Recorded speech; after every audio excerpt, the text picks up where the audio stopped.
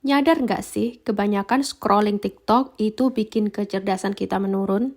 Scrolling itu emang bikin nagih. Niatnya 5 menit lagi, udah 1 jam, 2 jam nggak kerasa.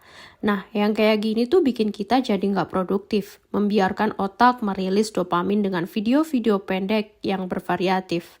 Hal ini mengakibatkan otak kita jadi susah fokus, padahal fokus merupakan hal yang sangat penting dan kita butuhkan di keseharian kita, entah itu untuk belajar, bekerja, atau pengambilan keputusan.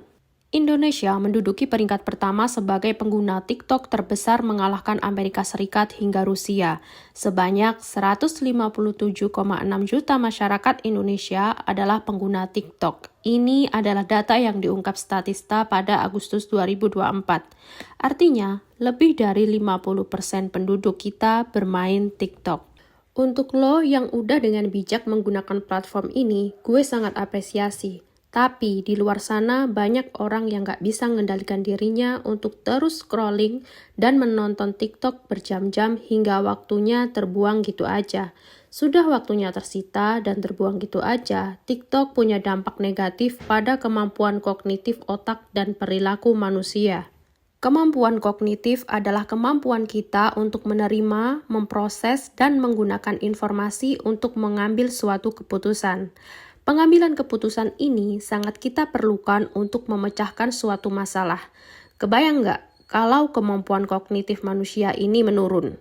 Permasalahan dalam kehidupan sehari-hari makin runyam karena otak kita menurun kinerjanya. Lalu, apa dampaknya kalau kemampuan kognitif otak menurun? Banyaknya masalah yang tidak terpecahkan dengan baik tadi akan mempengaruhi perilaku manusia. Tanpa disadari, penggunaan aplikasi TikTok yang berlebihan mengakibatkan kelelahan fisik dan mental.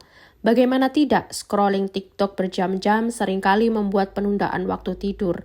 Jam tidur menjadi kurang dan ini membuat seseorang menjadi emosional esok harinya. TikTok dengan algoritmanya yang menarik mampu menyita perhatian para remaja dan para dewasa awal. Mereka yang punya kontrol diri yang baik dan disiplin akan menggunakan TikTok dengan bijak, bahkan bisa mendapat keuntungan dari sana. Namun, bagi mereka yang nggak mampu mengontrol diri, kebiasaan konsumsi video-video pendek terlalu lama akan berdampak buruk pada kualitas hidup mereka. Penggunaan TikTok sangat perlu diimbangi dengan kesadaran dan kontrol diri agar dampak-dampak buruk itu bisa dihindari. Untuk lo yang udah kecanduan banget sama TikTok, bisa mulai dari memaksa diri lo untuk menentukan durasi screen time per harinya. Kalau enggak, one day lo akan nyesel karena waktu lo udah kebuang sia-sia. Sayang banget kan? Silahkan like, komen, dan share video ini kalau menurut lo bermanfaat ya. Sampai jumpa lagi di video berikutnya.